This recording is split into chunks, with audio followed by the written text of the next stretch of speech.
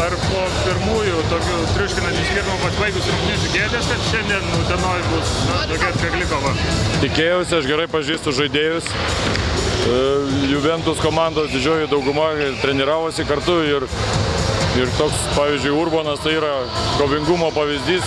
Dar Šiauliuose, kai žaidė, tai aš įsivaizduoju, kad jisai stengiasi suburti ir treneriai, ir žinau, kokie žiūrovai, viskas atitinka labai iš tikrųjų Šiaulių dvasią, senesnių Šiaulių. Taip kad mes irgi nežiūrėdavom nei komandos pavadinimą, nei buvusį rezultatą, kabindavomės kiekvienas rungtynės kiek galima. Taip kad tikėjausi, kad panašaus atveju tikėjausi, nes tikėjau, kad nusileisime iki tokio lygaus žaidimo, kur galėjome ir pralaimėti.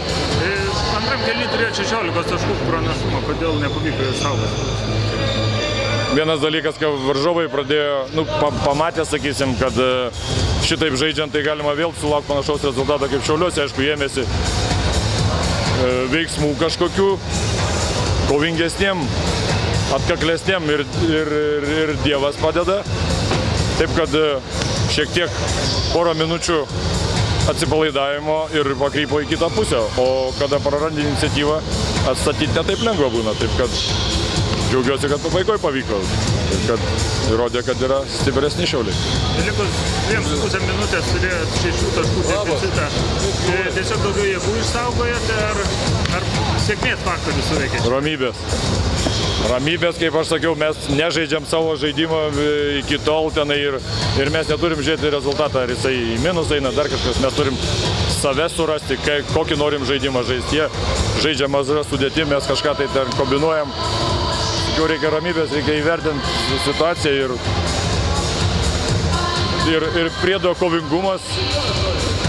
Visai kitaip vyrai pasigynė, labai man patiko, tai galvoju viskas tas susidėjo ir dėl to laimėjom. Ar manot, kad šita pergalė bus kertinės taškas šioje serijoje? Nelinkęs nieko svarstyti, aš sakiau, kad mums reikia laimėti 3 rungtynės, 2 pergalės turim, stengsimės namuose laimėti ir 3.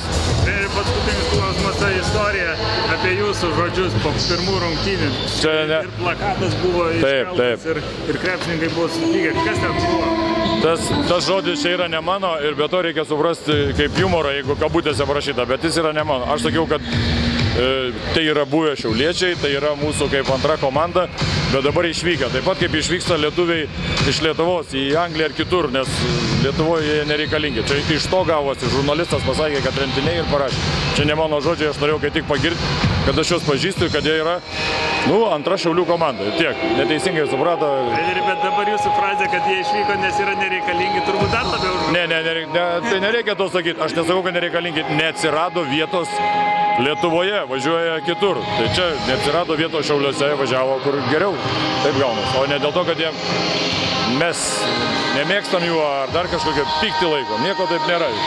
Čia dėl to sakiau, ne mano žodžiai.